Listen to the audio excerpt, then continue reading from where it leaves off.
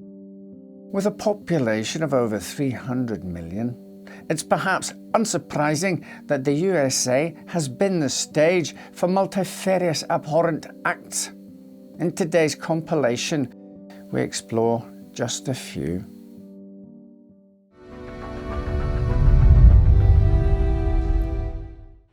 We begin by exploring the life of someone whose search for stardom would end in tragedy.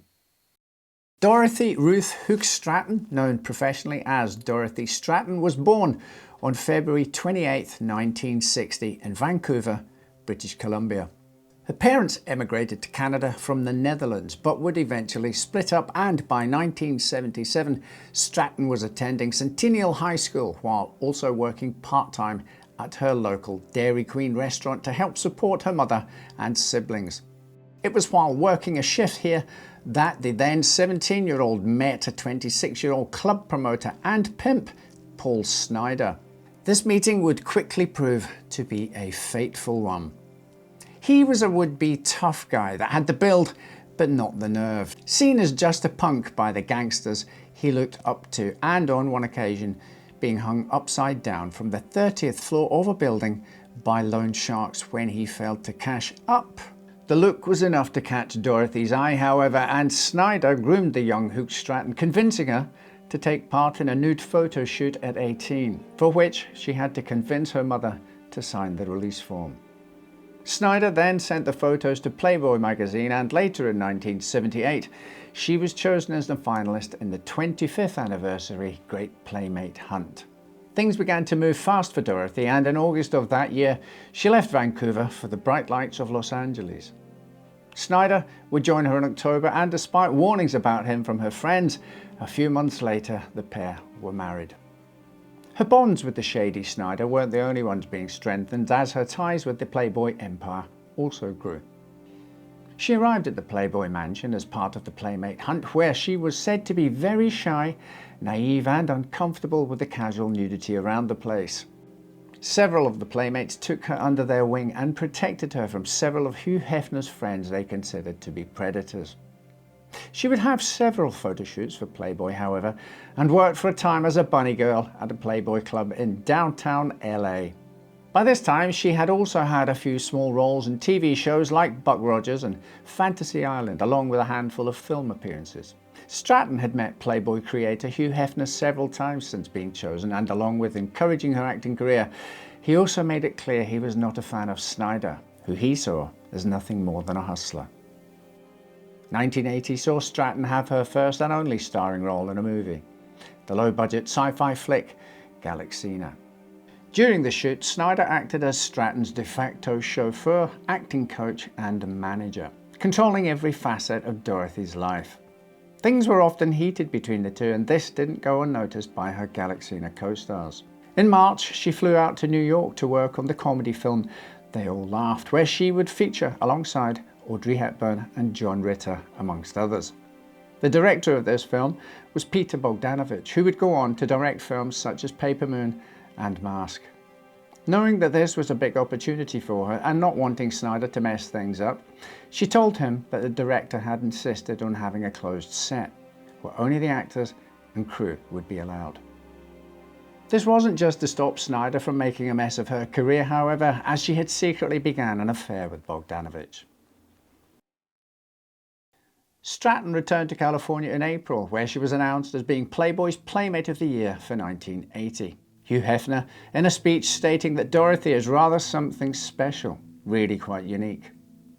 She was then set for a 2-week promotional tour of Canada, but with no dates planned on the first weekend, she flew out to New York to surprise Bogdanovich.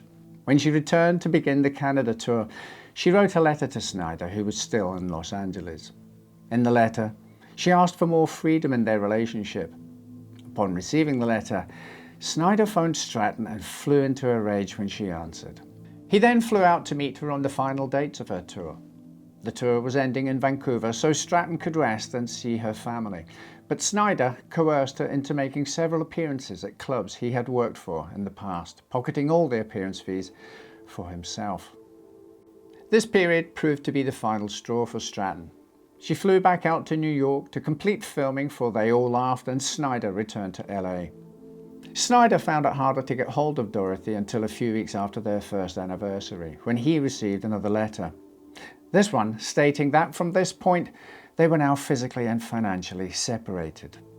Once again enraged, Snyder emptied the joint bank account, had an affair of his own, and suspecting Stratten's relationship with Bogdanovich, hired a private detective to find evidence of her infidelity.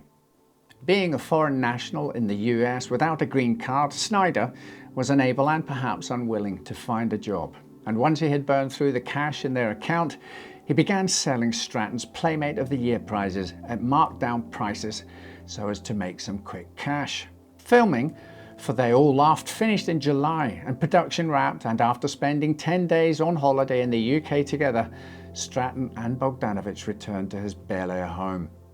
By this time, Snyder was on edge, furious that he no longer had control over Stratten. Knowing she had returned from filming and was now residing at Bogdanovich's home, on July 31st, Snyder borrowed a handgun and laid in wait in the shadows outside. He planned to shoot anyone who appeared at the front door, and when nobody did, he eventually got bored and drove up into the hills, where a friend states that he considered committing suicide. Stratten would meet with Snyder a week later in a meeting where Snyder thought he could win her back, but one she knew was to draw a line in the sand. She told him that she'd fallen in love with Bogdanovich and wanted to finalize their separation. Snyder agreed to meet a week later to discuss the monetary settlement. Over the following weeks, Snyder became obsessed with getting a gun. He had returned the one he borrowed earlier, and as a Canadian citizen, gun stores in the US couldn't sell one to him. He even tried to convince the private detective he had hired to purchase one for him, saying he needed a machine gun for home protection, but he refused and tried to talk him out of the idea. On August 13th, however, he found a gun for sale in a local classified ad. The seller didn't ask too many questions, and by that night, Snyder had his hands on a 12-gauge shotgun.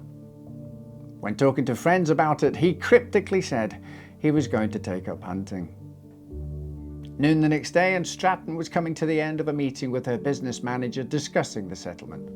The manager said to her that she could avoid spending any more time with Snyder if she allowed her lawyer to deal with him, but she said that things would go easier if she dealt with him, stating, "I'd like to remain his friend." Later, she arrived at the home she and Snyder once shared and entered for the final time. Later that night, the bodies of both Stratten and Snyder were discovered by Snyder's housemates. Both were nude and both killed by single gunshot wounds. Police believed Snyder had raped and murdered her before abusing her further, with him eventually turning the gun on himself. Just past midnight, Hugh Hefner was alerted to what had happened by the detective that Snyder had hired. Hefner then informed Bogdanovich, who collapsed to the floor before being sedated. Stratten's family were informed later that day. Stratten's murder shocked America, with several films being made about her life and murder, along with songs such as Californication by Red Hot Chili Peppers and The Best Was Yet to Come by Bryan Adams, being inspired by or dedicated to Stratten. Not all was sympathetic to what had happened, however, as author Teresa Carpenter wrote a Pulitzer Prize-winning article about the incident. In it, she paints a picture of Snyder being used as a stepping stone by Stratten, and then when bigger things came along, she no longer had a need for him.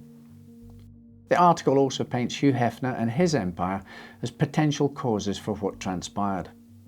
It was no secret he wanted Snyder out of the picture, and she states that his Playboy empire promotes the image of women being objects, with Paul's fault being that he subscribed to that mindset.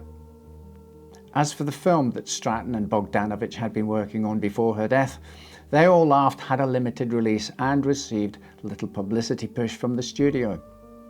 Determined that Stratten's last movie should not sink into obscurity, Bogdanovich bought the theatrical rights to the film and had it re-released in cinemas, plunging $5 million into the project, and despite it receiving favourable reviews, it didn't make that money back. This would eventually lead to him declaring bankruptcy in 1985 and selling the mansion he had shared with Stratten in her final few days. He would also release a statement which read, Dorothy Stratten was as gifted and intelligent an actress as she was beautiful. And she was very beautiful indeed, in every way imaginable, most particularly in her heart. She and I fell in love during our picture and had planned to be married as soon as her divorce was final. The loss to her mother and father, her sister and brother, to my children, to her friends and to me is larger than we can calculate. But there is no life Dorothy's touched that has not been changed for the better. Through knowing her, however briefly, Dorothy looked at the world with love and believed that all people were good down deep. She was mistaken, but it is among the most generous and noble errors we can make. Bogdanovich took Stratten's family under his wing, and perhaps slightly tarnishing his attempt to cement his lost love's memory is the fact that Bogdanovich would go on to have a relationship and marry Dorothy's younger sister, Louise, in 1988. He was 49 and she was 20, though the couple remained together until 2001. Stratten was cremated and remains interred at Westwood Village Memorial Park Cemetery, a short distance from Playboy's first tragic centerfold, Marilyn Monroe. A tragic tale of life and career cut short. Our next case shows that sometimes those we trust the most are the ones who are also capable of doing us the most harm. Jane Toppan was born Honora Kelly to Irish parents in Boston, Massachusetts, at some point during the mid-1850s. As the uncertain birth date may suggest, details about her early life are sparse. What we do know, however, is that her mother Bridget died of tuberculosis when she was very young, leaving her and her two sisters to be raised by their alcoholic father, Peter. Alongside being a heavy drinker, their father was also abusive, with some of his actions bordering on psychotic. One story states that he once tried to sew his own eyelids closed, but there is little evidence of this claim. Whatever his mental state, the poor treatment of his daughters saw the two youngest, Delia and Honora, taken from him in 1860. The pair were then placed in the Boston Female Asylum, which, despite its name, operated as an orphanage. Honora would spend just under 2 years at the orphanage before she was taken on as an indentured servant by a woman named Mrs. Ann Toppan. Indentured servitude involves a person signing a contract to agree to supply labour for a set number of years without salary. In Honora's case, she worked in return for being raised by Mrs. Toppan. Honora would take Anne's last name, but was never formally adopted by her. Despite this, Anne insisted that she also change her first name to something less Gaelic, as she held a deep-seated dislike of the Irish. And thus, Honora Kelly became Jane Toppan. She would spend many years with Anne and Anne's biological daughter Elizabeth, even after being released from her indenture on her 18th birthday.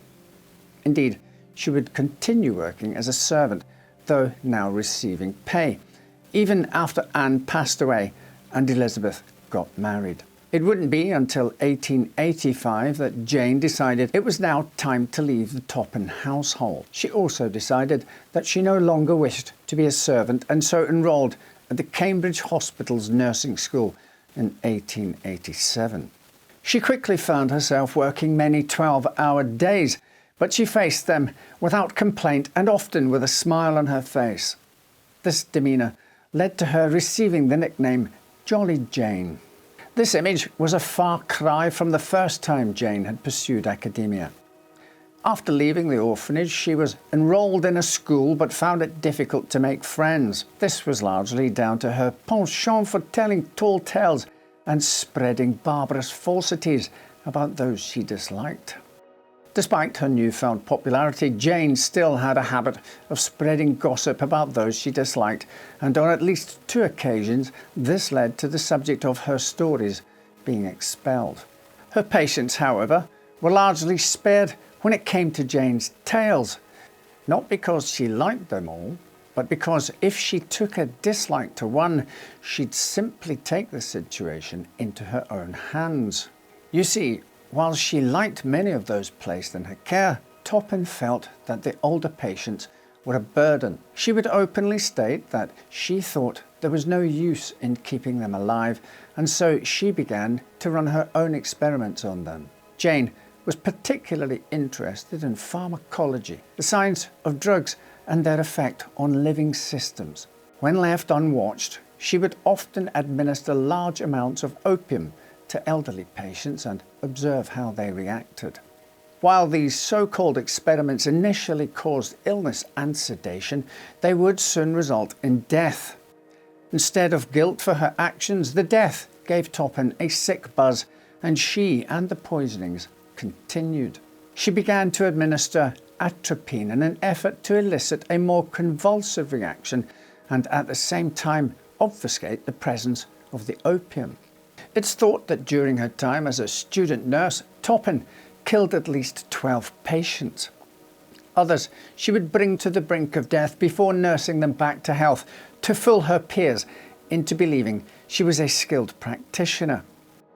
Even the patients she liked weren't immune from her twisted ways, as it's thought that she would drug and falsify the records of those she got on well with in an effort to prolong their stays with her.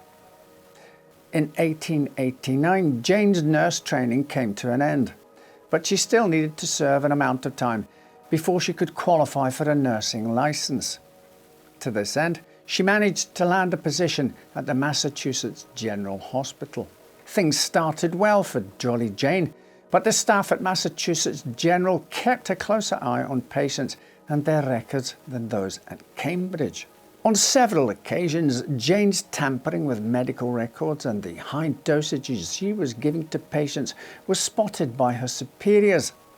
However, instead of suspecting foul play, they simply put it down to ineptitude. During her time at Massachusetts General, a strange new angle to her crimes was first revealed. A patient named Amelia Finney was placed in Toppan's care after an operation. She states that the nurse gave her a sour-tasting drink which caused her to convulse and drift in and out of consciousness. Jane climbed into her bed, stroked her hair and kissed her face, while telling Amelia it would all be all right soon. Toppan was then disturbed by someone and fled the scene. Amelia survived, but believed her experience to have been some kind of fever dream. Despite her initial bright start at the new hospital, Toppan's reputation among her fellow nurses quickly soured, and she was suspected of stealing cash and jewellery. So when she decided to leave the ward without permission on one day in 1890, her bosses seized on the opportunity and dismissed her. After a short stint as a private nurse, Toppan returned to Cambridge Hospital. Once there, she continued her cruel practices, though along with elderly patients, she also attempted to poison a trainee nurse named Mattie Davis. Unlike her previous stint at Cambridge, this time her tendency to give overly high doses and the higher than average death rate of those in her care didn't go unnoticed. Though, as with her time at Massachusetts General, this was put down to incompetence rather than malice, and she was dismissed. As she had not served enough time at either hospital to be awarded her nursing licence, Toppan offered her services as a freelance private nurse instead.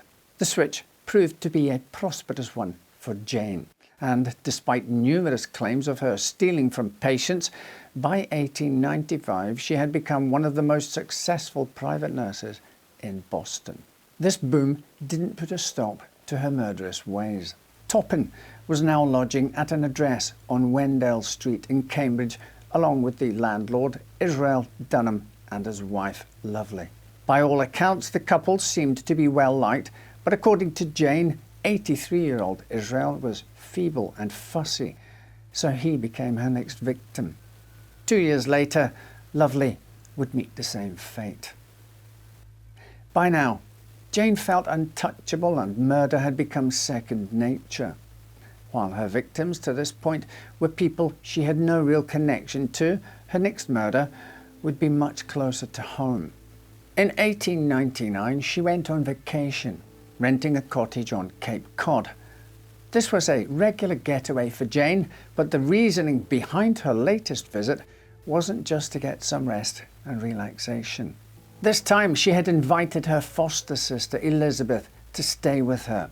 Elizabeth was delighted at having the opportunity to spend some time with Jenny, Jane's childhood nickname. She was very fond of her and had always seen her as a sister. Jane saw things differently. Growing up, Anne Toppan had never been shy in telling Jane exactly where she stood in the pecking order. Elizabeth was her real daughter, while she would always be the Irish cast-off that was lucky to be there. Although Elizabeth never felt that way, she unknowingly became a symbol of the bitterness and anger Jane felt towards her mother. Several days into her stay at the cottage, Elizabeth suffered what doctors described as an apoplectic stroke, which left her in a coma from which she would never awaken. We can only imagine what Jane may have whispered into her victim's ear as she convulsed. Words of comfort? Or did she seize this moment to voice a lifetime of indignation?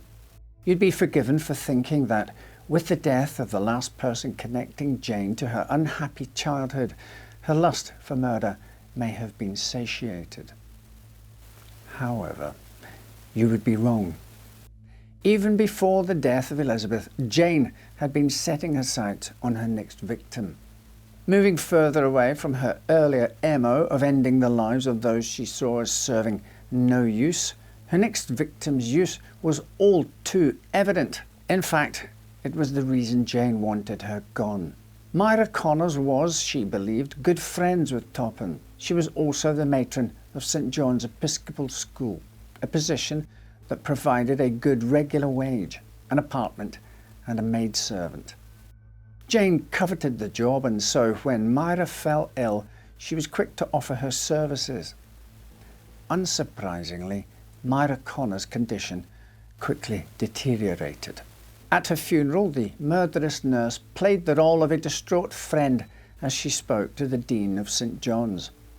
She explained to him that the timing was particularly tragic, as Myra was planning to take an extended break. In fact, she was going to recommend that Jane stand in for her while she was away.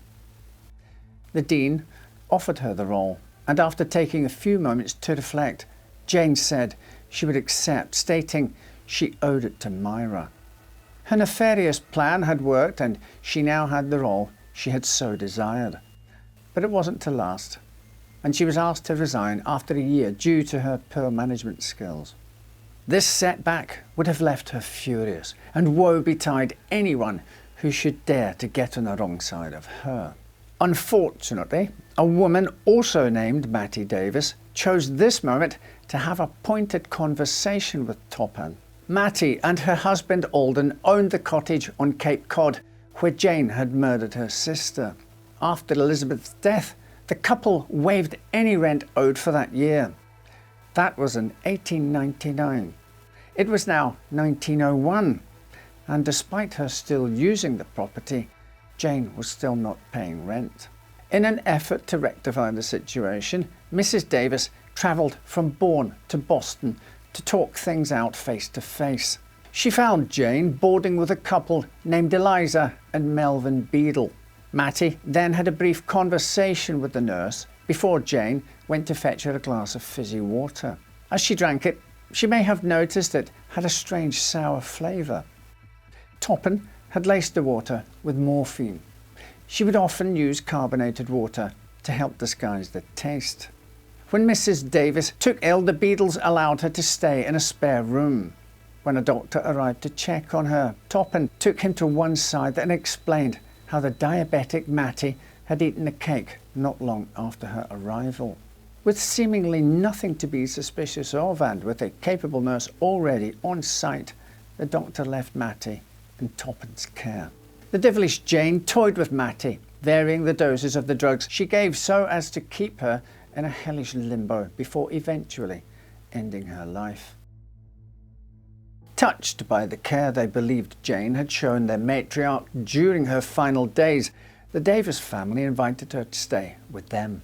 Everything Jane Toppan tried seemingly paid off for her, and she now felt as though she could get away with anything. With this in mind, while staying with the Davis family, she decided to push the envelope even further. It's claimed that she began to start small fires in and around the property, blaming a mysterious stranger she had apparently seen hanging around in the area. Something else she spotted also piqued her interest: a tin of arsenic kept inside a shed. She had never used the potent poison in any of her previous murders, as it was too easy to detect. However, the thought of bringing a new type of pain to her victims would prove too tempting. A new deadly plot was soon afoot. After the death of their mother, the Davis daughters, Genevieve and Minnie, had gathered around to support their elderly father, Alden, and were also staying at the house. Genevieve, in particular, was hit hard by her mother's death.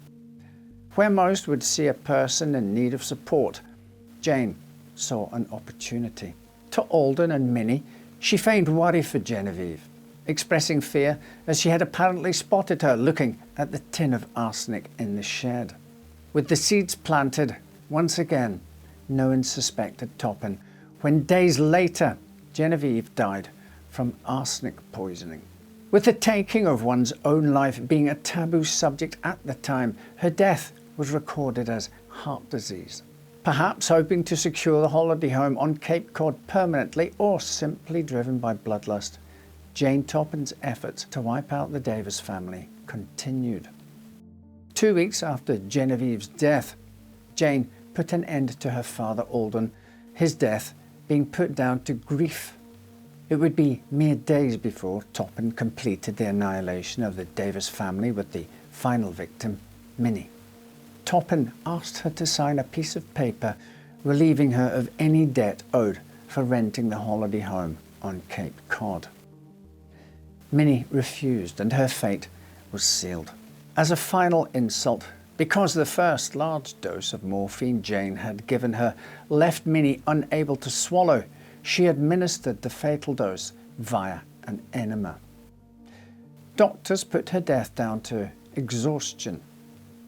Despite this, and despite Jane's belief that she was untouchable, the death of an entire family in the space of 40 days was bound to raise suspicion. And so it did, with one man in particular, Minnie's father-in-law, Captain Paul Gibbs. Despite initially being quite taken with Jolly Jane's demeanour, his attitude towards her began to change when he saw Toppan inject something into Minnie during her final days. When he challenged her on this, she fumbled for a response. The incident played on his mind, but he didn't act on it until he was approached by his son, Minnie's husband, Harry, who informed him that on her deathbed, Mary would flinch and seemed panicked whenever Jane drew near. Captain Gibbs wasn't alone in his suspicions. A doctor named Ira Cushing also had his doubts about the deaths. He had seen a bright and sprightly Alden Davis in the days before his death and was perplexed that he had gone downhill so fast. The doctor contacted Captain Gibbs, and the pair used their connections to set an investigation in motion. Soon after, the bodies of Mary and Genevieve were exhumed to be examined, and a detective, John Patterson, was assigned to tail Jolly Jane wherever she went. Now she was finished with the Davis family, Jane returned to the Toppan estate in an effort to place the final pieces of her grand plan into position. The death of Elizabeth had left her husband, Reverend Ormond Brigham, alone and vulnerable. With his wife's death, he had inherited the Toppan estate. This was the ultimate prize for Jane. The unwanted child who was never good enough, finally getting the keys to the castle. With it being unlikely that the property would fall into her hands upon Oromel's death, she would have to use a different approach. This time, she would attempt to seduce Oromel and replace her sister as his wife. While her goal was different, her tactics were the same, and she decided the best way to bond with Ormel would be to comfort him after a loss. And so her next victim was his sister, Edna Bannister, who was visiting at the time. This new approach doesn't seem to have proved too successful, so Jane decided to change tack. She poisoned Ormel, but not in an effort to kill him. No, this time around she planned to win his affections by nursing him back to health. Once more, however, her advances were rebuffed. Enraged, she threatened to reveal to the town that she was pregnant with his child. This was a lie, and once this approach failed too, she overdosed on morphine. With her experience with the drug, it's likely she would have known how much would need to be taken to prove fatal. This doesn't seem to have been her goal though, and after a short stay in hospital, she was discharged. She then retreated to New Hampshire, where she stayed with a friend to lick her wounds and recover. While she had been trying and failing to woo Ormel, a toxicology report revealed traces of arsenic in Minnie's body. With this discovery, it wasn't long before police moved in to make an arrest. In no time at all, local and then national newspapers jumped on the story. Though Jane had only been charged with the murder of Minnie, journalists dug deep to discover the long string of deaths that Toppan left in her wake and wasted no time at all filling their pages with lists of those who had died along with wild speculation. Surely this meant case closed, a home run. Sadly, no. When the case went to trial, the prosecution focused on the arsenic that had since been found in both sisters' bodies. However, you'll recall that it's thought that arsenic had only been used in Genevieve's murder. How could it also be found in her sister? Had Toppan slipped up? The answer came when the undertaker who had prepared the sisters' bodies for burial revealed that arsenic was a main ingredient in the embalming fluid he had used. This revelation left the prosecution reeling. The defence were handed another boost when it was revealed that the Davis family doctor, Leonard Latter, had recently passed away. This gave Jane the out of claiming that if he was still alive, his evidence would clear her of any wrongdoing. It would be the man who had initially set the investigation in motion who would inadvertently save the case against Toppan. Frustrated with how things were progressing, Captain Paul Gibbs gave an interview to the Boston Journal. In it, he stated that he thought the prosecutors were underestimating the nurse, believing that she would use such an easily detectable poison such as arsenic.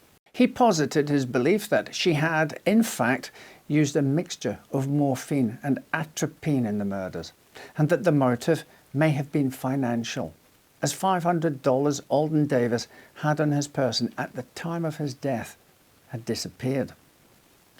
This sparked the investigators and prosecution back into life, and further tests revealed traces of both drugs Captain Gibbs had suspected.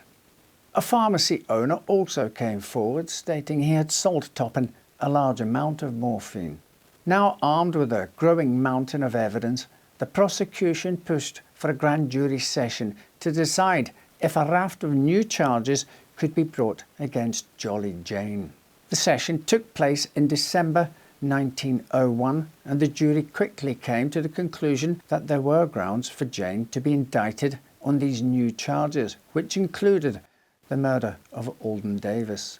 The media storm around the case had not subsided and had, in fact, turned up a face from Jane, or indeed Honora's distant past. The Boston Herald had managed to secure an interview with a woman named Jeanette Snow. She was Jane's biological cousin and revealed all about her troubled childhood, her father's strange ways, and the fact her sister had ended up in an asylum. In January of 1902, lawyer Fred Bixby joined the defence team, and with the case against Toppan growing each day, and papers raising many questions about her mental state, he pushed for her to be examined by a team of psychiatrists. In March of that year, that's exactly what happened. Up to this point, Jane was still professing her innocence, though the team of psychiatrists were quick to note that she seemed addicted to telling lies. Over time, the facade started to break down, and Jane not only admitted to 11 murders, but she also revealed that she would get into bed with the dying victims and that she got a thrill from seeing death in their eyes. Jolly Jane was soon declared incurably morally insane. With this diagnosis in hand, the trial was merely superficial. Indeed, Jane appeared chatty and cheerful as it progressed. At the end of the day, she was found not guilty by reason of insanity and committed to the Taunton Asylum. It was only after the trial that Jane's attorney revealed that she had confessed to him that she had committed 31 murders.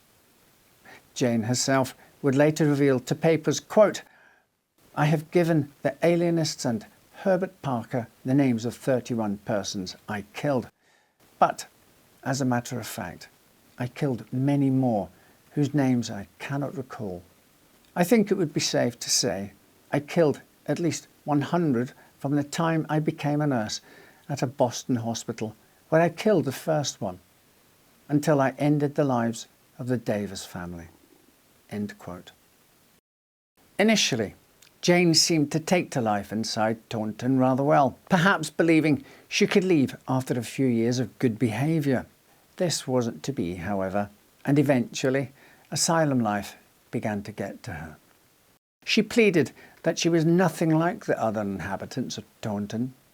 In a letter to psychiatrist Dr. Henry R. Stodman, she wrote, quote, "I don't appear like these other patients.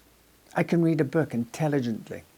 I don't have bad thoughts, so I don't see where moral degeneracy comes in." End quote. In 1904, perhaps haunted by phantoms from her past, paranoia gripped Toppan, who refused to eat because she feared someone was trying to poison her. She dropped in weight from roughly 200 pounds to around 60, and papers reported that she would soon join her victims in the afterlife. Despite appearing to be at death's door, she soon staged a recovery. Perhaps this had been another of her plans. Jane Toppan would never escape the walls of Taunton, eventually dying there in 1938. Her final years spent as an elderly patient, much like those she had shown such scorn. Next, we explore a story wherein the punishment rendered raised questions as to whether those inflicting it were just as bad as the criminals. American history is full of highs and lows. The autumn of 1933 was one such low point. The nation was in the grip of the worst financial depression ever experienced. Prohibition was still in effect, and as a result, bootlegging was thriving amongst organised crime groups. Severe dust storms and drought in the Midwest left farmers desperate, and the kidnappers who had abducted and murdered the Lindbergh baby were still on the loose. The story of the infant son of the most famous man in America taken from his crib and the ransom notes that followed was still a national sensation. Journalist H.L. Mencken dubbed the Lindbergh kidnapping the biggest story since the resurrection. Parents all over the nation began watching their children a little more closely, locking windows and listening for noises in the night. Alexander Hart, a successful department store owner, never dreamed he had to worry about his son's safety. After all, Brooke was hardly a baby asleep in a nursery. Brooke Hart was the 22-year-old heir to the L. Hart & Son department store in downtown San Jose, California.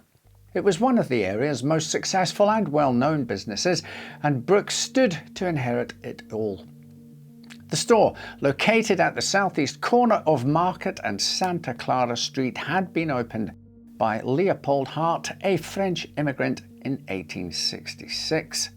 Alex J. Hart Sr. had expanded it from a small mercantile to a landmark akin to the likes of Macy's in New York City. Even in the depth of the Great Depression, L. Hart & Son maintained its presence. They donated generously to local charities and were active within their community. The Hart family enjoyed a celebrity-like following in the area and exerted much influence. Brooke Hart had worked in the store for most of his young life and was well known and beloved by the people of San Jose. He was bright, attractive and athletic, with a charming disposition that put customers at ease. He was tall and slender, with curly blonde hair, striking blue eyes and a disarming smile. After graduating from Santa Clara University, his father made Brooke a junior vice president at L. Hart & Sons and began grooming him to take over the business. On November 9, 1933, Brooke headed to a parking garage behind the department store to retrieve his graduation present, a 1933 Studebaker President Roadster. It was just past 6 p.m. and Brooke had promised to drive his father to a Chamber of Commerce meeting at the San Jose Country Club. Alexander Hart paced the department store floor as he waited for his son to return to pick him up. It wasn't like Brooke to be late, and as the minutes dragged by, Alexander assumed Brooke was having car troubles. He went to the club with a friend and tried to put it out of his mind as he sat through the meeting and ate his dinner. But Brooke also failed to arrive home in time for dinner and then missed an 8 o'clock appointment with a friend. Now worried that his son may have been involved in a vehicle accident, the elder Hart phoned the police, who informed him they had not received any reports of such an accident. Shortly before 10 p.m, the Hart family received an ominous phone call, a gruff voice at the end of the line informing, "Alexander, we have your son and we want $40,000 for him," equal to about $850,000 today. The caller said they would provide delivery instructions the next day and hung up. The local police and the US Division of Investigation traced the call to a phone booth at the Whitcomb Hotel in San Francisco. Meanwhile, across town, Perry Belshaw and his wife noticed a car parked outside of their house with its lights still burning. Belshaw was the country club manager where Alexander Hart had dined earlier that evening, and Hart had expressed his concerns about his son's failure to pick him up for dinner. Belshaw recognized the car as a Studebaker President Roadster and called the police. The abandoned vehicle was positively identified as Brooke's. Investigators pieced together a probable story. Brooke had been headed to pick up his father when he was approached by abductors who forced their way into the car and made Brooke drive 3 miles east before transferring him to a different vehicle. Descriptions of Brooke were quickly dispatched to the public in the hopes of locating the kidnapped man. The authorities chased the few leads they had at this point. Hart's wallet was found on the guardrail of a tanker at Pier 32, but searches of the ship it had refueled turned up nothing. Charles Prettyboy Floyd, a notorious bank robber, was named as a suspect, and Hart's family hired an airplane to search the hills near Milpitas for remote cabins where the kidnappers might be holding Brooke. On November 12th, the Harts received a telegram from the kidnappers asking for a decreased ransom of $20,000. The following day, a letter postmarked from Sacramento arrived at the department store instructing Alexander to install a radio in the Studebaker and drive it to Los Angeles with the ransom money. Alexander, however, did not know how to drive. Instead, he issued a $5,000 reward for his son's safe return, and police announced they would not trace calls to the Hart residence. This was, of course, a ruse. On November 14th, a second ransom letter arrived, this one postmarked from San Francisco. Phone calls over the next several days demanded delivery of the ransom. These were traced to different phone booths each time, though no revealing evidence was found when authorities arrived at the scene. But on November 16th, a call was made from a payphone just 150 feet away from the San Jose police station. Officers arrived just as Thomas Harold Thurmond was hanging up the phone. Within hours, the police had extracted a confession from Thurmond, and his accomplice, John Holmes, was arrested and confessed the following day. The two men shared the grisly details of what happened to Brooke Hart. As Brooke departed the parking garage in his Studebaker, Thurmond slipped into the passenger seat and forced Hart to drive to Milpitas at gunpoint. Holmes waited with another car there, and the pair pushed Hart into it, leaving the roadster behind. Witness statements from two women on a farm near Milpitas confirmed the presence of a dark, long-hooded sedan that waited as a convertible arrived. Their description of the driver of the convertible as a slender man with light-coloured hair matched the description of Brooke Hart. After forcing Hart into the sedan, Thurmond and Holmes drove to the San Mateo Bridge. On the bridge, his abductors ordered Hart out of the vehicle before striking him from behind with a concrete block until he was unconscious. They bound his arms with baling wire and tied two 22-pound concrete blocks to his feet before dumping him off the bridge and into the bay below. Brooke struggled in the water and fought to remove his bindings. Thurmond and Holmes shot at the body until it went still. The men discarded the extra wire and concrete block nearby and placed their first telephone call to the Hart family to ask for a ransom. Two men looking for wood in the bay on the evening of November 9th testified to hearing screams for help from the direction of the bridge, but were hampered from investigating the source by muddy conditions. News of the arrests and confessions unleashed a fury throughout the Bay Area. San Jose's golden son had been kidnapped and murdered for nothing. Thurmond and Holmes had killed the man long before making their first ransom request. There was no apparent motive, and the community was incensed by the boldness of the crime. It was unthinkably vile. Rumours of lynching began to swirl nearly immediately. Newspapers published stories that had the public fearful the men would avoid punishment. Psychiatrists were evaluating them in preparation to claim insanity defences. Without corroborating evidence, the confessions in which each man blamed the other were not admissible in a court of law. Holmes' father had secured him an excellent attorney with an astonishing payment of $10,000, roughly $200,000 in today's money.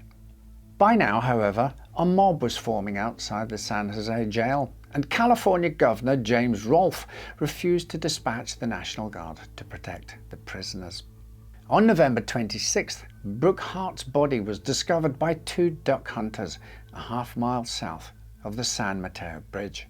An autopsy revealed that despite the pair shooting at him, he had no bullet wounds and had died from drowning.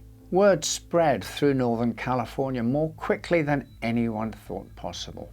Radio stations issued announcements that a lynching would take place that same night in St. James's Park, San Jose. By 9 p.m., a mob of over 10,000 men, women and children had formed, demanding the jail surrender Thurmond and Holmes. Holmes' $10,000 man, Vincent Hallinan, contacted Governor Rolfe asking for assistance from the National Guard to protect his client. Rolfe refused and actually went as far as to say he would pardon any lynchers. As midnight approached, tear gas was fired at the crowd in an attempt to disperse them, though this only succeeded in making them angrier. Those outside the jail numbered around 2,500, with more waiting in the nearby park. The sheriffs and deputies found themselves massively outnumbered, and the riotous crowd soon began to raid a nearby building site for missiles to launch at the jailhouse. One projectile hitting Sheriff Emig in the head, causing him to fall to the floor bleeding. After midnight, a group of men, roused by a man who had brought along his 2 children to the morbid event, used a 20-foot pipe from the building site as a battering ram to smash open the jail doors. The sheriff, 9 deputies and 8 patrolmen were beaten, choked and trampled as the mob searched for the murderers. Holmes was found first and tried to plead with the crowd, to no avail. He was knocked to the ground repeatedly before a rope was thrown around his neck, and he was dragged down the jailhouse stairs head first. Thurmond wasn't found in his cell. Instead, he was discovered clutching to a beam 15 foot up in the air. He was pulled down and trampled on by the crowd, being knocked unconscious. The men were then carried across the street to St. James's Park as the crowd beat them bloody and scuffled with each other to get close enough to the men to throw a punch, spit at them and tear off part of their clothing as a grim souvenir. Thurmond was first up. As he lay prostrate on the ground, several people fought to be the ones to tie the knot around his throat, and as the rope was thrown over the tree branch, a man in the crowd came forward and pleaded with the crowd to stop, saying the lynching was shameful. He was quickly dragged away, and Thurman was hoisted up by his throat and lowered several times. Next up was Holmes, who continued his efforts at pleading with the crowd. They tore the last of his clothes from him, and soon his body too swung in the cold moonlight. With their task done, the crowd cheered and danced before they began to disperse. Despite murmurs from some that they should pull the bodies down and mutilate them, or set them on fire, the bodies were left to be collected by the coroner. When Governor Rolfe was informed of the lynching, he said, "This is the best lesson that California has ever given the country." Many seemed to agree. A Stanford professor led her class in a round of applause to celebrate the lynching. The tree in St. James Park where the men had been hanged was stripped of its bark and branches for souvenirs, and pieces of the rope used were sold to the highest bidders. Alameda County District Attorney Earl Warren fought to prosecute the lynch mob, but despite 7 arrests, no one was convicted. California did not even define lynching as a crime, and no witnesses would identify the defendants as committing other crimes during the riot. The bodies of the 3 people involved in the case lay in the same morgue, with the bodies of Brooke and Thurmond being buried at the Oak Hill Memorial Park. Holmes' body was cremated there, but it is not known what happened to his ashes thereafter. Despite a genuine belief by many Californians at the time that the lynching curbed kidnapping, the opposite proved true. There were 10 noted kidnappings in 1933, 18 the following year, and by 1938 it had ballooned to 37. So what do you think of this particular case and its outcome? Were the crowd right to take justice into their own hands, or did their thirst for blood make them every bit as bad as those they were enacting it upon? While mass shootings have taken place throughout much of the world, they are a plague that has afflicted the United States in particular. Our next story is that of one of the first to commit such a terrible act. Growing up, Howard Barton Unruh was said to be an incredibly shy and unremarkable boy. His 1939 high school yearbook stating his ambition was to become a government employee. With the United States entering into World War II, 21-year-old Unruh's plans soon changed, with him enlisting into the United States Army on October 27, 1942. During his service, he became a tank gunner in the 342nd Armoured Field Artillery and participated in battles across Italy, France, Austria, Belgium, and of course Germany, all of which were considered to be the conflict's deadliest zones. For this, he received the European Theatre of Operations Medal, the Victory Medal, and the Good Conduct Medal.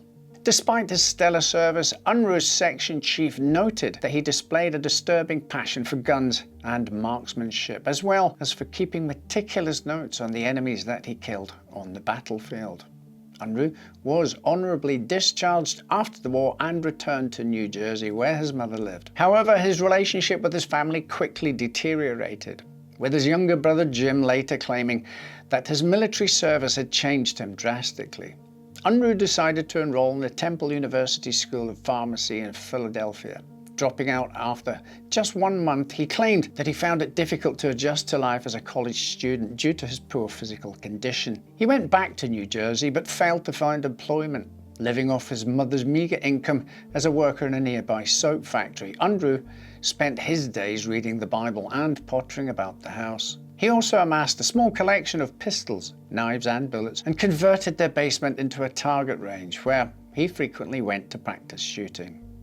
His actions unnerved his neighbours, in particular Morris Cohen and his family, who lived next door and owned a small drugstore located below the apartment building. They regarded Unruh as a religious nut, a remark that he hated and perceived to be derogatory.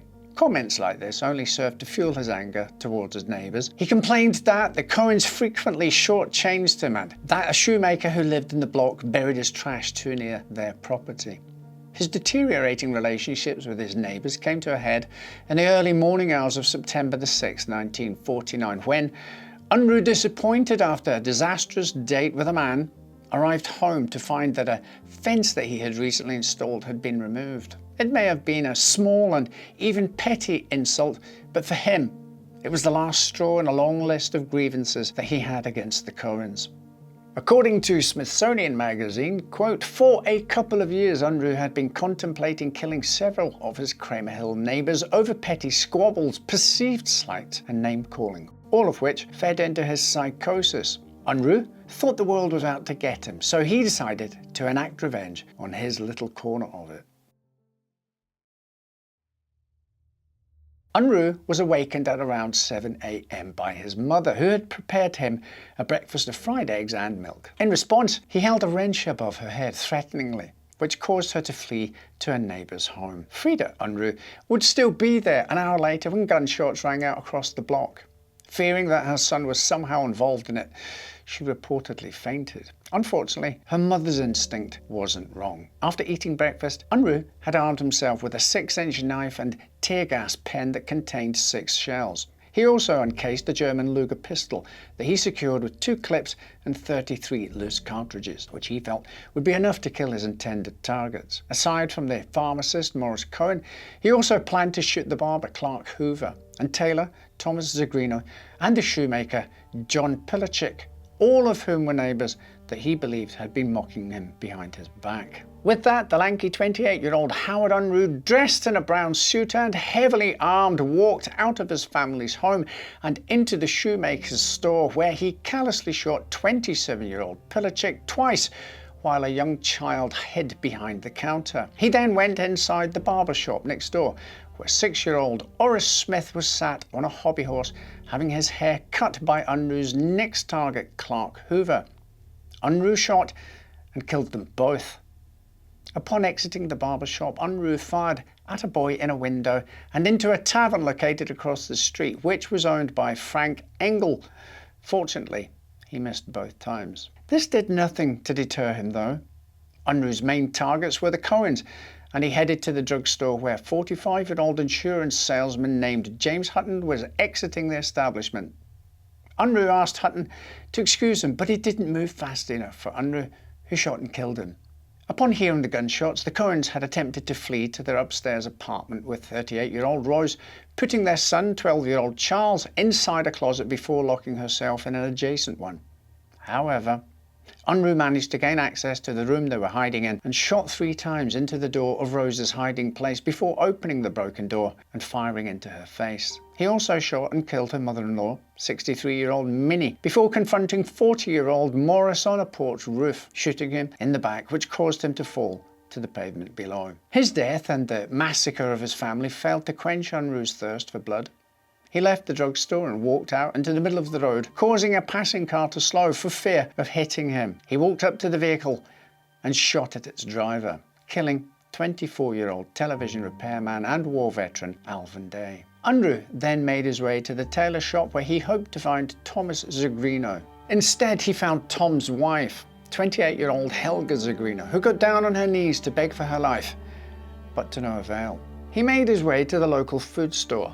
Finding it locked, he shot inside but failed to hit anyone. Enraged, he He made his way to a car, stopped at the intersection and shot its occupants, killing 37-year-old Helen Wilson and her 68-year-old mother, Emma Matlack. Helen's son, 9-year-old John, who had been sitting in the back seat, was injured too after a bullet lodged in his neck. Unfortunately, his wounds were too severe and he later died in hospital. He then shot blindly at someone he thought he saw in an apartment window, the bullet instantly killing 2-year-old Thomas Hamilton. His caregiver, Irene Rice, collapsed upon witnessing the shooting and later being treated for a severe shock. He again shot at a car coming down the street, but the occupants managed to escape to a nearby tavern. By this point, Unruh was nearly out of ammunition and, hearing sirens in the distance, decided to call it a day. He broke into the home of 36-year-old Madeline Harry and her son, 16-year-old Armand, both of whom he severely injured. He then retreated back to his own apartment where he sat and waited as the police closed in. A gunfight ensued, during which a journalist by the name of Philip Buxton managed to find Unruh's phone number. He called it and Unruh answered. "Is this Howard?" "Yes. What's the last name of the party you're on?" "Unruh." "What's the last name of the party you're on?" "Unruh. I'm a friend and I want to know what they're doing to you." "They're not doing a damn thing to me, but I'm doing plenty to them." "How many have you killed?" "I don't know yet because I haven't counted them, but it looks like a pretty good score." "Why are you killing people?" "I don't know. I can't answer that yet. I'm too busy." At that point, Buxton heard Unruh move away from the phone as gunfire was heard in the background. "I'll have to talk to you later. A couple of friends are coming to get me." At the time, no standard police protocol had been put in place for dealing with this kind of situation, leading the authorities to haphazardly fire at Unruh's apartment building using a combination of machine guns, shotguns and pistols. They also threw 2 tear gas canisters into the complex, which forced him to surrender. 2 armed officers entering the building, shouting to Unruh to come down with his hands up. He replied, "I give up, don't shoot," and with that he fell down the stairs, landing at the officers' feet.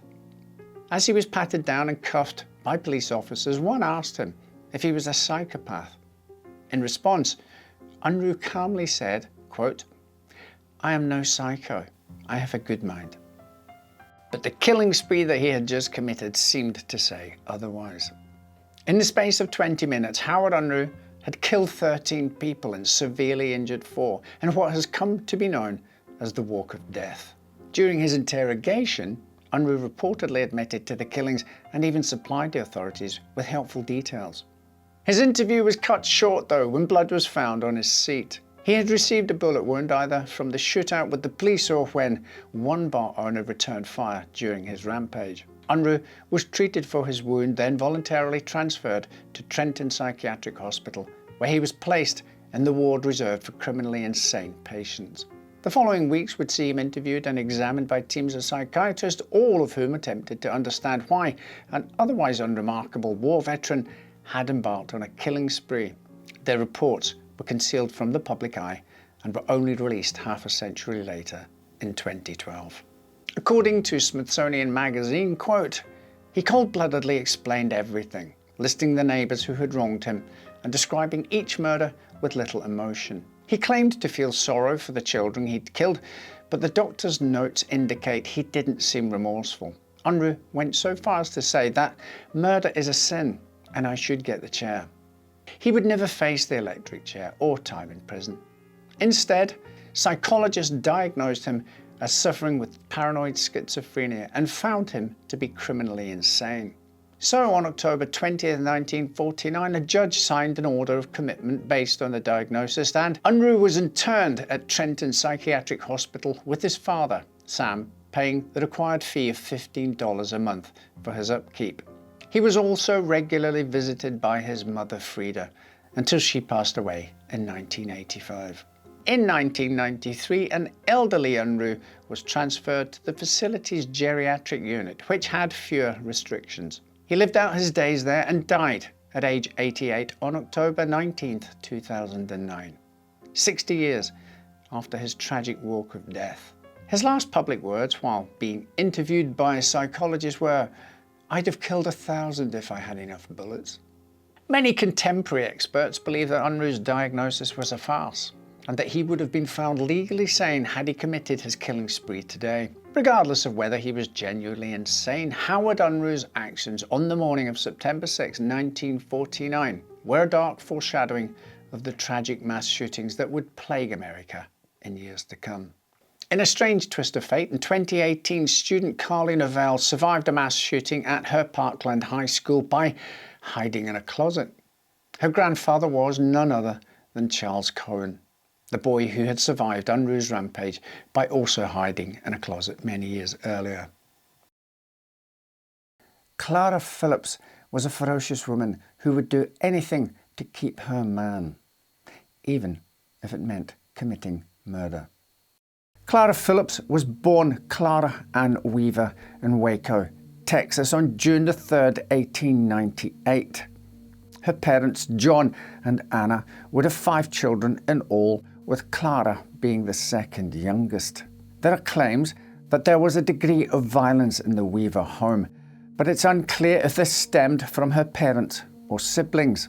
For a time, the family moved frequently around the Lone Star State before finally settling in Houston.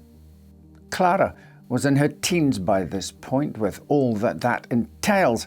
She had developed an interest in boys, and one in particular was able to talk his way into her affection. His name was Armour Phillips. Phillips was a distant relative of the rich and influential Mellon family who dreamed of emulating the success that side of the lineage enjoyed. He filled the girl's ears with his dreams of becoming an oil man and enchanted her with promises of the glamorous life he could provide the wannabe actress. Despite Armour being some 7 years her senior, the relationship progressed at a pace, and on November 13, 1913, the pair were married. Afterwards, the newlyweds would move to Los Angeles to pursue their dreams. Initially, things went well, and it seemed as though Armour had delivered on his promises. He landed a job in the oil industry and earned enough money for the couple to live a relatively lavish lifestyle.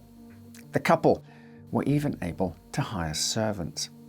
Clara wasn't content with being a kept woman, at least to begin with, and she enjoyed a level of success herself.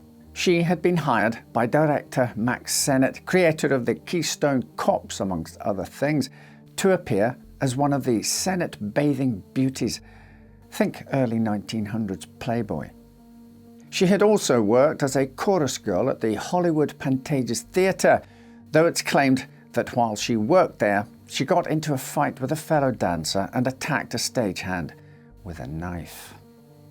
From the outside, you'd be forgiven for thinking all was well in the Phillips home, and for the most part it was. However, an issue began to fester behind closed doors. Career success obviously had its benefits, but these often came at the cost of time. Such was the case with Armour and Clara. Despite having all the trappings associated with a prosperous career, the couple's schedules would often clash, leading to them seeing less and less of each other. This situation just wouldn't do for Clara, and in an effort to rectify the issue, she quit her job and decided to focus entirely on being Mrs. Phillips. Despite the often fiery nature of their relationship, she had grown to depend on Armour almost entirely and had imagined this would allow them to spend more quality time together. She would, in this regard, be wrong. Armour began spending evenings away from home, at meetings, or on the town with business colleagues. Clara was left to stew over her beau's whereabouts and gossip with the neighbours. It was only a matter of time before these two diversions would coalesce, and soon enough rumours that Armour was having an affair reached Clara's ears.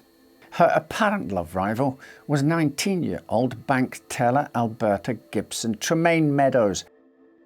Despite the diffident girl's age, she had recently become a widow after her husband had died in January of 1922, just 10 months after their marriage. Alberta lived a short distance from the Phillips home and was known to Clara, though only in passing. The pair were diametric opposites, the attention-seeking fiery showgirl and the timid and meek bank teller. Still, Clara convinced herself there must be something to the rumours and began stalking Amour and Alberta. She would tail her husband around the city, secretly following his every move. She would also regularly call Alberta's home to see if she was there, hanging up as soon as she answered. These investigations turned up nothing until one day in June 1922. Clara had trailed her husband to the First National Bank. This was the bank where Alberta worked, and while a wealthy oilman visiting one of the largest banks in the city might not have raised an eyebrow of most people, this was all the proof Clara needed to prove to herself the rumours were true. In fact, not only was this chance crossing enough for her to believe an affair was taking place, it was enough to convince her she needed to take lethal action to end it. On July the 11th, Mrs. Phillips visited a 5-and-dime store where she purchased a claw hammer. When paying for the item, she asked the clerk if someone could kill a woman with it. Believing her to be joking, they replied that it could if you hit her hard enough with it. Later that same day, Clara met with her friend Peggy Caffey. They had first met while both performing as chorus girls, and Clara felt close enough to her to explain at least part of the situation. Peggy would later claim that she was told about the rumours of Amour's going with another girl. Perhaps believing that her friend just wanted to confront the other woman, the pair drove to Alberta's apartment but found it empty. The two women then spent the following day drinking at a speakeasy in Long Beach, where they apparently hatched a new plan. They caught a cab back to LA and laid in wait for Alberta in the bank's parking lot. When the bank teller made her way to her car, the two women sprang forth, but instead of confronting Alberta, the women greeted each other, and Clara asked Alberta if she would give the pair a lift to her sister Etta's home in Montecito Heights. She claimed that Etta was ill and needed care. Alberta agreed to give them a ride, and the women set off. As they approached a sparsely populated area known as 2-3 Hill, Clara asked Alberta to stop the car so they could discuss certain matters. The showgirl and the bank teller stepped out of the car while Peggy stayed behind. Despite the conversation on the journey being light and friendly, as soon as Clara was out of the vehicle, she began flinging accusations at Alberta. She explained that a neighbour had told her about the affair with Amour before claiming he had bought the tyres on her car. Shocked, Alberta snapped back, "I haven't had anything to do with your husband, and he has never bought a thing for me." Ignoring her words entirely, Clara then claimed he had also bought the watch she was wearing. With tensions rising, Peggy decided to step out of the car as she sensed a fistfight may ensue. However, what happened next would be much worse. Clara had hidden the hammer she had bought the day before beneath a capelet, and as the argument escalated, she whipped it out and struck Alberta over the head. Shocked by this attack, both Alberta and Peggy began to run. Neither would get far. Peggy got a short distance away before collapsing against a wall. When she looked back, she saw Clara had Alberta by the arm. She continued to rain blows upon the head and face of Alberta, who cried out for Peggy to help her. As Peggy approached, however, Clara raised the bloodied hammer in her direction before shouting, "Damn you! Get out of my way." Peggy backed away as the hammer's handle broke under the force and Alberta's body fell limp. She could only watch on as the blood-soaked killer dragged the body up the hill before rolling a heavy rock on top of it. Clara screamed at her, "If you say anything, I'll kill you." The murderess then climbed into her victim's car, drove over to Peggy, and demanded she get in. As they motored away, Peggy dabbed at the blood from Clara's face with a handkerchief. Mrs. Phillips seemingly felt no remorse for her actions and gloated, "Anybody that would take my husband, I could do that again." They then drove to the corner of Pico and Figueroa, where Peggy was ordered out of the car and Clara sped off.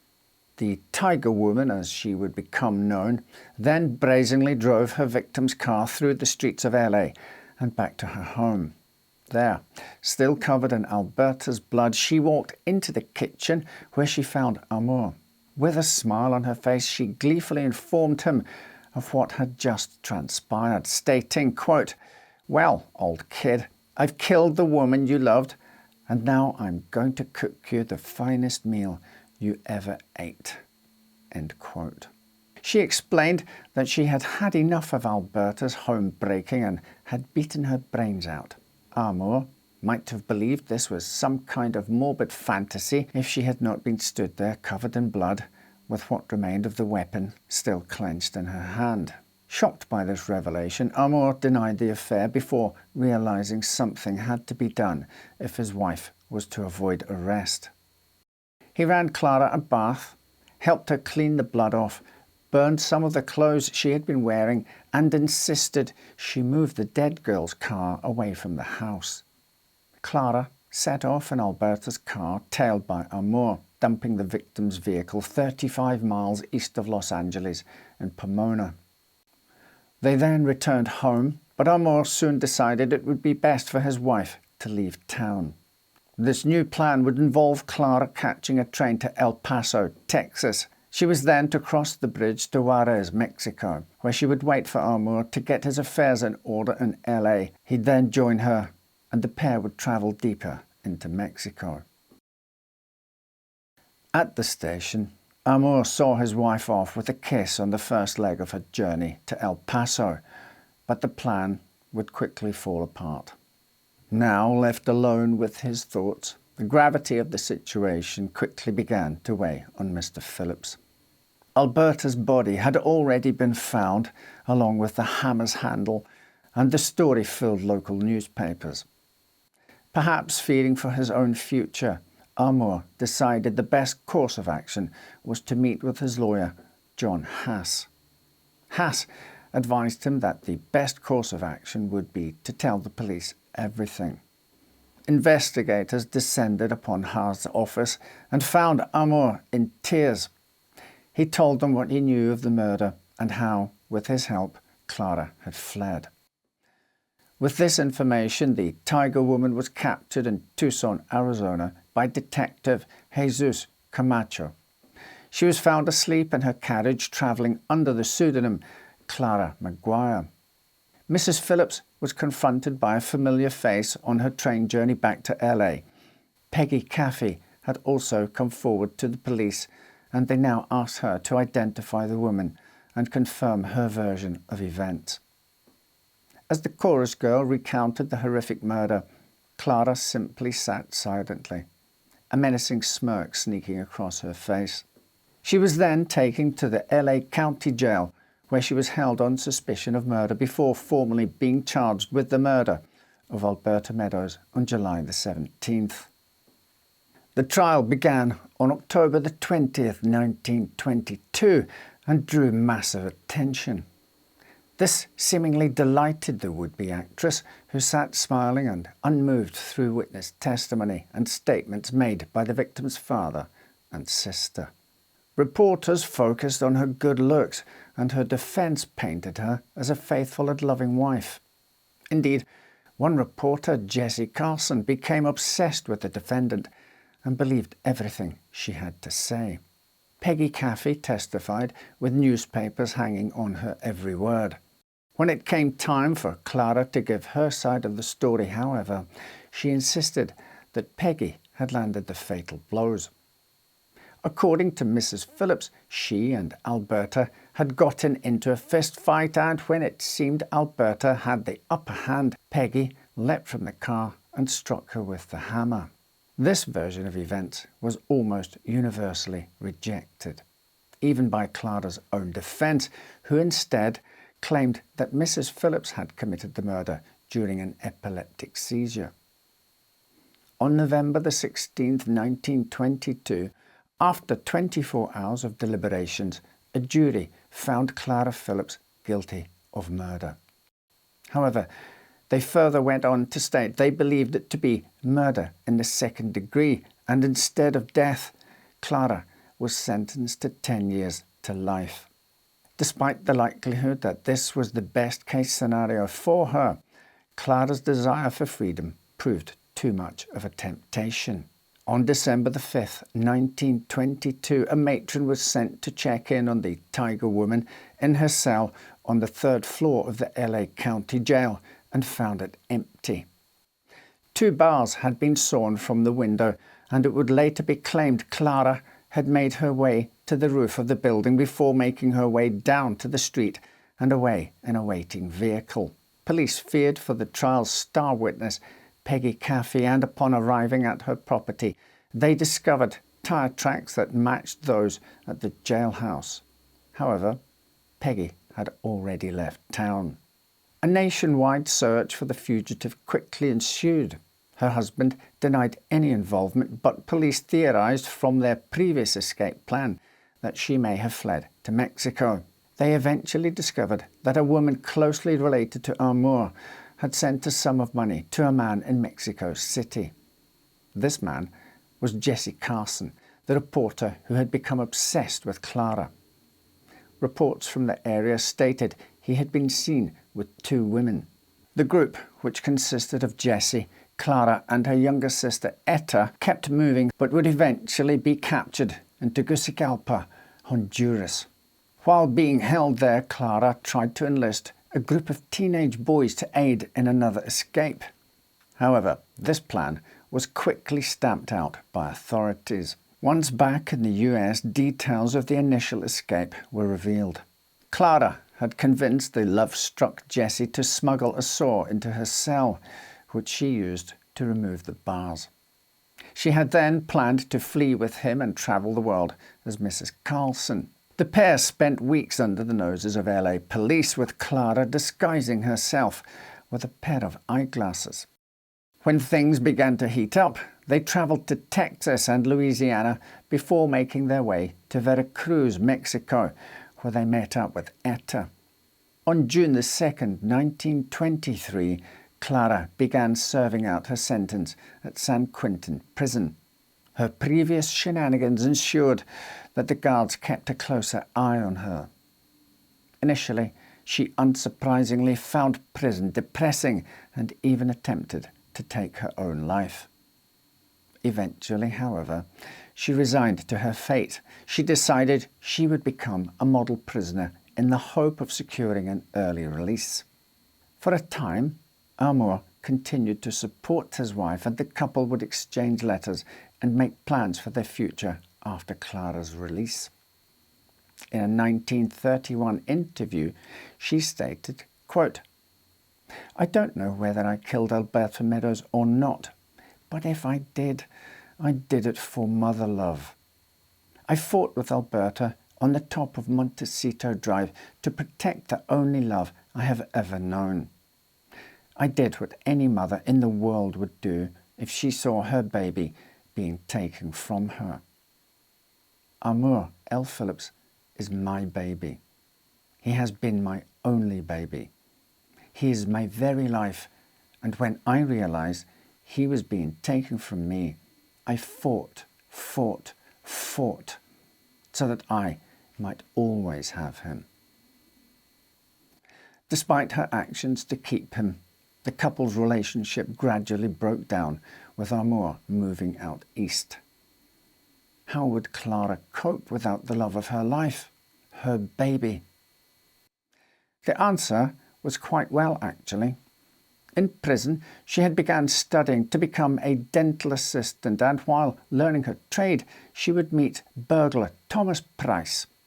The two would be caught exchanging love letters a year after Clara made the previous quote. She would eventually be released in 1935 to roars of "Tiger Woman, Tiger Woman" from the hundreds of people gathered to witness her release. 3 years later, she would be granted a divorce from Amour before gradually falling from the public eye. During the trial, Alberta's diary was brought forward in an effort to find out if she had been having an affair with our Moor. While his name was mentioned, it was only once in passing, with most of the tome containing the comings and goings of Alberta's simple life alongside laments over her lost husband. One tragically prophetic passage read, quote, "I wonder where I will be 1 year from today, March 7th, 1923. Jessie told me that we would surely spend our next Christmas together, and maybe we will." While Clara stated she only had eyes for her husband, Walburga Osterreich certainly couldn't say the same. Walburga Osterreich, affectionately known to many as Dolly, was born Walburga Korschel on June 12, 1880, to German immigrant parents Charles and Magdalena Korschel. It is unknown, however, if she was born in Germany or if she was born in the US after the couple had emigrated. Walburga grew up in Milwaukee, Wisconsin, in an area that became home to many German immigrants. In 1889, her father passed away, aged 34 years old, from an undisclosed illness. Her mother never remarried and did the best she could to get by, raising Walburga and her younger sister alone. In an effort to help her small family, Dolly began working at a textile mill when she was 12. The mill primarily made aprons and was owned by Wilhelm Osterreich, a German migrant who had done well for himself and who often hired others who had made their way from his homeland. Despite her age, Walburga quickly made friends and was said to be fun and full of energy. People were drawn to her, and she soon caught the attention of the mill owner's son, Fred Osterreich. He was 3 years older and stood to inherit his father's business. In contrast to Dolly, he was said to be distant and unlikable, but the pair seemed to hit it off, and in 1897 they were married. The couple moved in together in a house across the road from the textile mill, and due to Fred's wealth, Walburga was able to quit her job there to become a stay-at-home wife. The marriage wasn't a happy one, at least for Dolly, who felt Fred always put the business before her needs. Not to be denied, it was rumoured that she would invite lovers into their home during the day while he was away at work. On August 20th, 1900, Walburga gave birth to the couple's one and only child, a boy named Raymond Harold Osterreich. However, unfortunately, on July 15th, 1910, at just 9 years old, Raymond passed away. The cause of his death is unknown. It's claimed her unfaithfulness dramatically increased after death, potentially as a way to cope with the loneliness she would have felt after losing their son. 3 years later, in 1913, 33-year-old Walburga was introduced to 17-year-old Otto Sarnuber. Otto was a sewing machine repairman who worked for her husband, and though he was quiet and shy, Dolly took an instant shine to him. The teenager was an orphan who never knew his birth parents and had a rough childhood in and out of several orphanages. Knowing that her love interest was a sewing machine repairman, Walburga called her husband at work, saying her sewing machine was broken and she needed someone to fix it. Completely unaware of his wife's intentions, Fred sent Otto to his home to take care of the situation. Dolly opened the door in a silk robe, stockings doused in perfume, and nothing else. This marked the beginning of an intense affair that would last a decade. At the beginning of their romance, Dolly and Otto would often meet in hotels away from prying eyes. However, as time progressed, the pair became more brazen and would pursue their carnality in the Osterreich home. If discovered, their actions would have been seen as utterly outrageous, and so, to ward off suspicion from neighbours, Walburga told them that Otto was her homeless half-brother. This tale would only satisfy their curiosity for so long. However, Dolly would soon concoct a new, more Machiavellian plan to disguise the affair. She convinced Otto to quit his job and move into the attic, descending only when Fred was at work. Sanhuber was so consumed in their relationship by this stage that he agreed. The attic was accessible only through a panel in the ceiling of the closet of the master bedroom, and Dolly quickly set about furnishing the space with a bed, books, lamps, and writing materials. During the day, Otto would leave the attic and do housework at the residence. He cooked, he cleaned, and he took care of his lover's needs. He later described himself as Wahlberger's sex slave, claiming she had him make love to her up to 8 times a day. At night, when Fred was home, Otto would live in total silence in the attic, reading and writing science fiction stories. Wahlberger would mail these stories to potential publishers for him. At this point in time, Fred still had no idea that his wife was having an affair or that his ex-employee was living meters above him. Some reports claim that on several occasions, Fred had made comments on noises he had heard coming from the loft and had seen shadows outside his door, but he believed the house was haunted. This bizarre living situation continued for the next 4 years until 1918, when the opening of a new textile mill led the Osterreichs to Los Angeles. Dolly only agreed to the move on the condition that she could choose their new residence, ensuring it had an attic.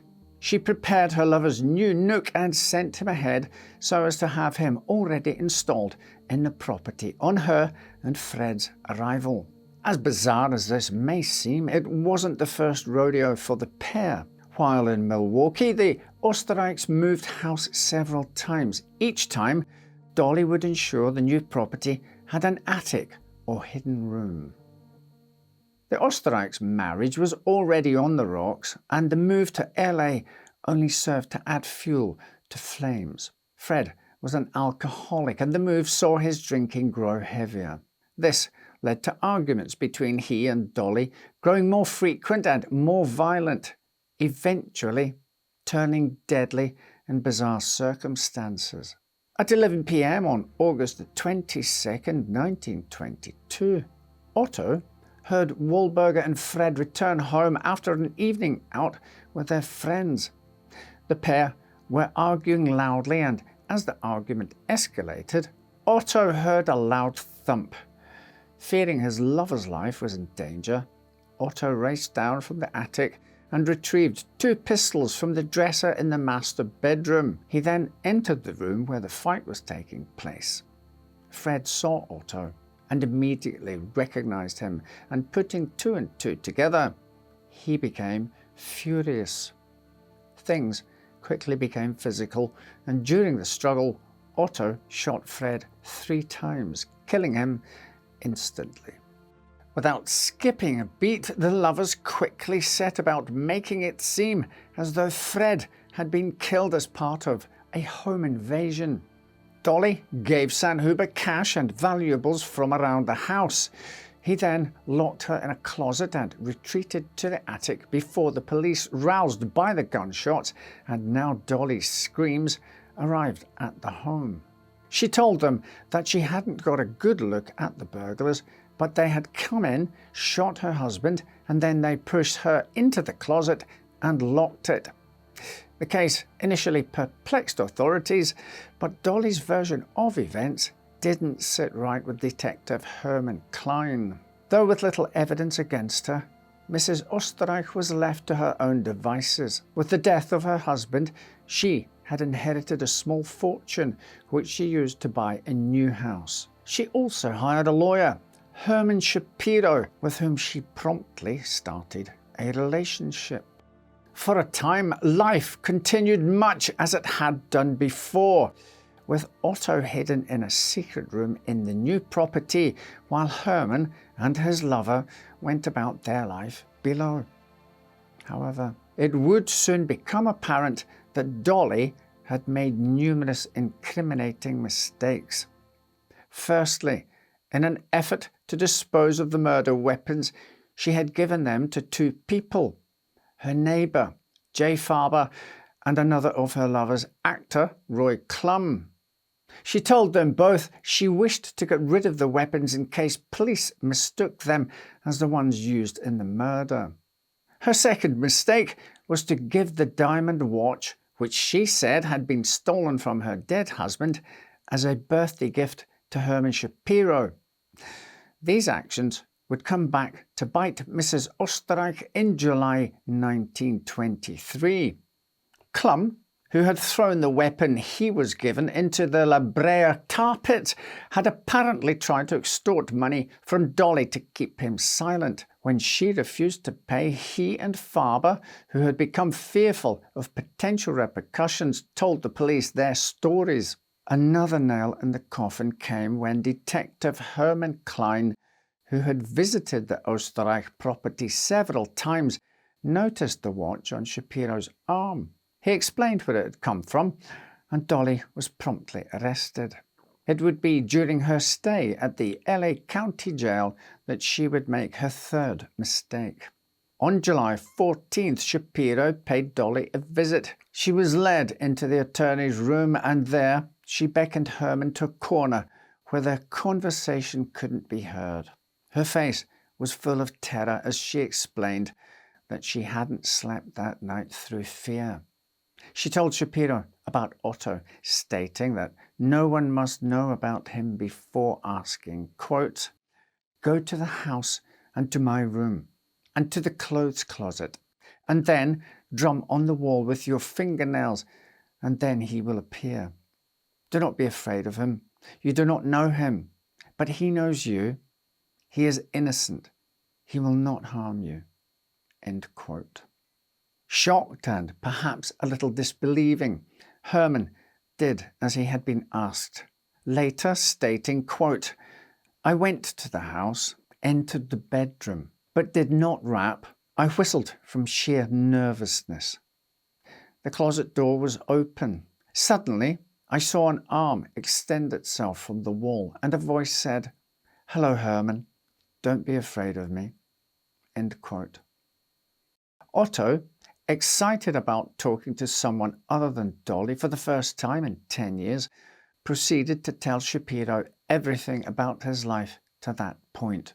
His relationship with Wahlberger, the truth about what had happened to her husband, and how he now saw Detective Klein as his nemesis. After the men's mutual excitement had died down, Shapiro ordered Otto to leave. Thrust out into the world, Otto fled to Canada. There, in honour of his apparent rival, he changed his name to Walter Klein, found a job as a janitor, and even got married. On January 15, 1925, after her trial had been adjourned several times due to ill health, murder charges against Wahlberger Austrich were dropped after a district attorney stated there was reasonable certainty that a conviction could not be obtained. In 1926, a familiar face appeared in LA. Otto Sanober, still living under the alias of Walter Klein, returned to California with his wife. Despite creating a new life for himself, he still desired to be close to Dolly, who he saw as the only person who cared if he lived or died. Rude. Over the next few years, Dolly and Herman's relationship began to sour as the pair clashed over business interests and affairs. By 1930, things had eventually reached a point where Shapiro claims Dolly and another man attacked him.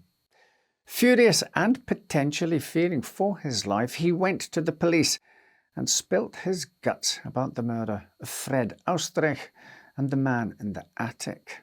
Otto and Dolly were soon arrested, and the revelation of their bizarre relationship filled newspapers, readers equally enthralled and appalled. Despite the story's intriguing twists and turns, the trial was seen as anticlimactic. Sanhuber's trial took place on July 11th, 1930, and he was found guilty of manslaughter. However, the crime had occurred 8 years prior, and since the statute of limitations for manslaughter was 7 years, he was set free. Sanhuber would quickly fade from the public eye, living out the rest of his life as Walter Klein. Wahlberger's trial began on August the 4th, and she claimed that she had slipped on a rug, and this was the noise Otto had heard. She states he then shot at Fred before the two fought, and Fred was killed. After 3 days of deadlock, the jury was discharged on August 25th before all charges against Dolly were dropped on December 8th. Despite all that had gone on, Wahlberger would spend the rest of her life in LA, passing away in April 1961 at the age of 80. The story of Lizzie Borden is one that still stirs controversy to this day as people continue to debate whether she was guilty or innocent. The morning of Thursday, August 4th, 1892 began peacefully in the Borden home at 92 2nd Street in Fall River, Massachusetts. The head of the house, 69-year-old Andrew Borden, had breakfast together with John Morse. John was the brother of Andrew's wife, who had passed away some years prior.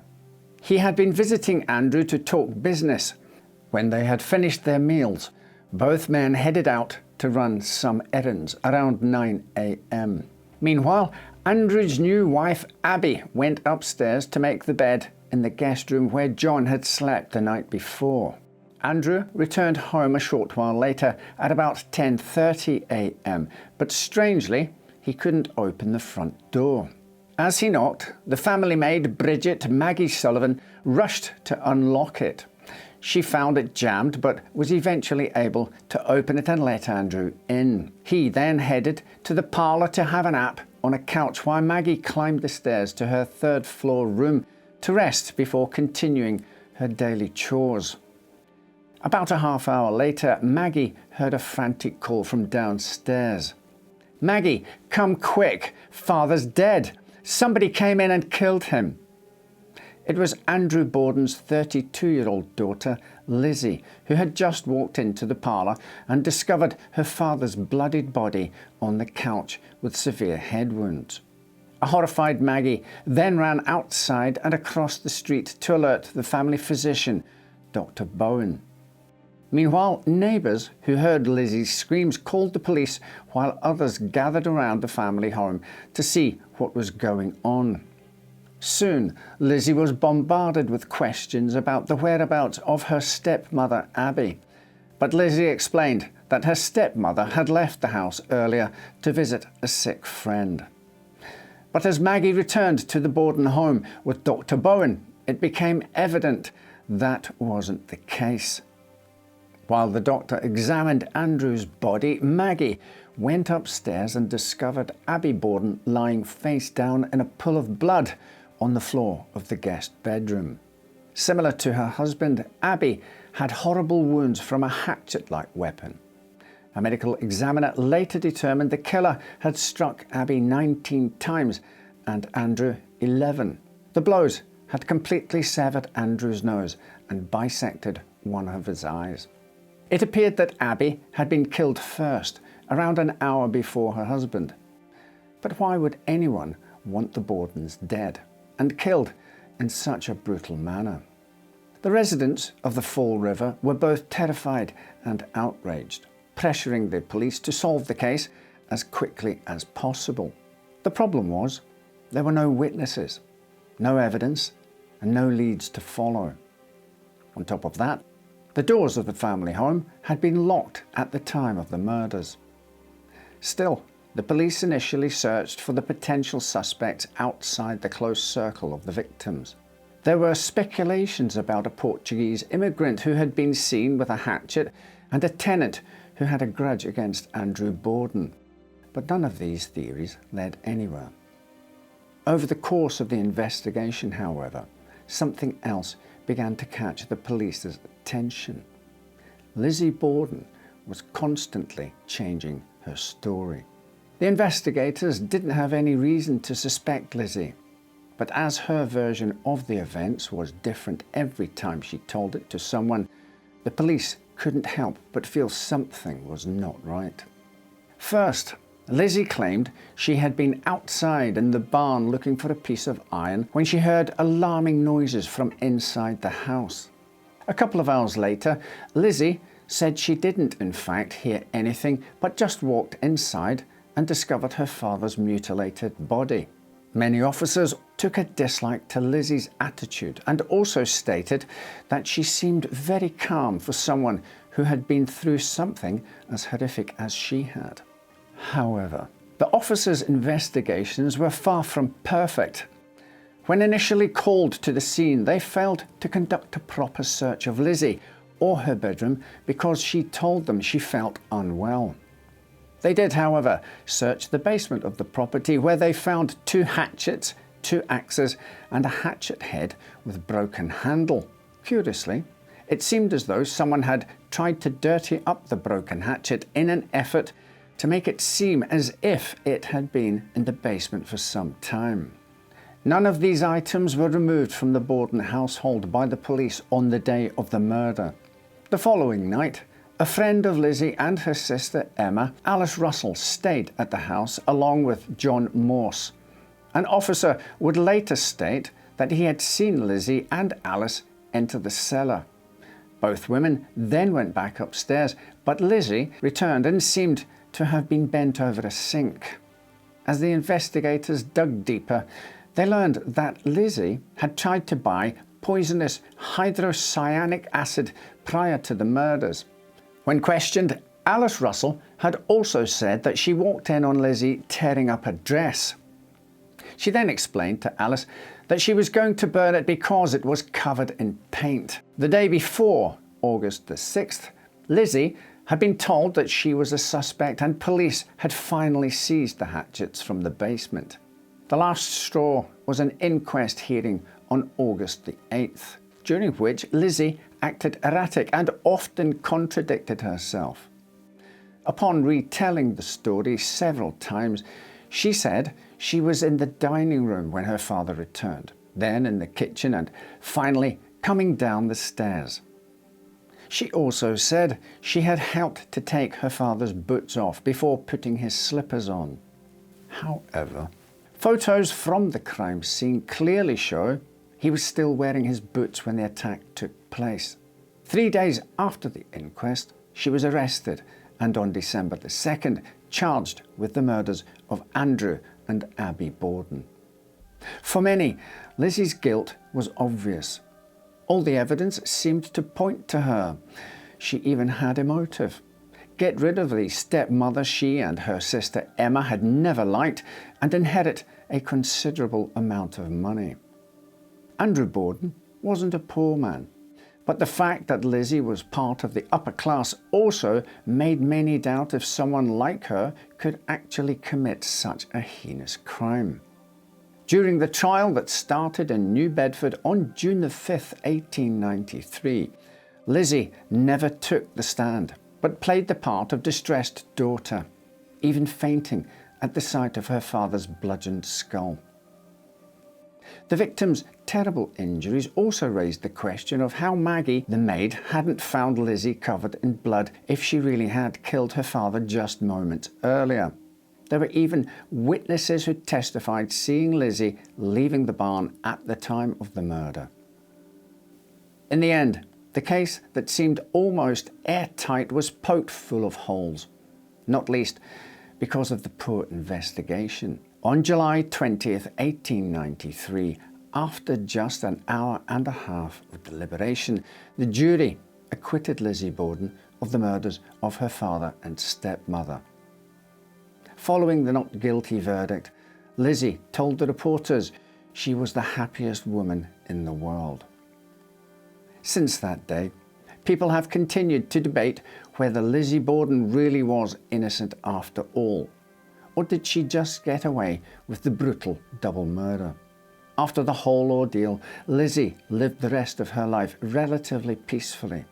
Along with her sister Emma, they inherited much of their father's estate, worth around $300,000, roughly $9.5 million today. Her only other brush with the law came in 1897, when she was accused of shoplifting. The relationship with her sister eventually broke down, and in 1927, Lizzie Borden would pass away at the age of 66. Many have speculated about what may have happened on that day back in 1892. These claims range from a theory that Lizzie committed the murders while in a dissociative state, to one that proposes that Abby had uncovered a secret relationship between Lizzie and the maid Maggie. One even suggests that it was in fact Maggie who committed the murders after being asked to clean the windows on a hot day. Despite these and other theories, it remains a fact that no other person was ever charged with the murders, so it's likely we will never know the full truth of what happened that day. But what do you think? Was Lizzie actually innocent, or did she get away with murder? Thank you for watching, and a special thank you to our channel members and patrons. Your support is greatly appreciated. Right then, take care, and I'll see you next time with another story to make you say, well, I never.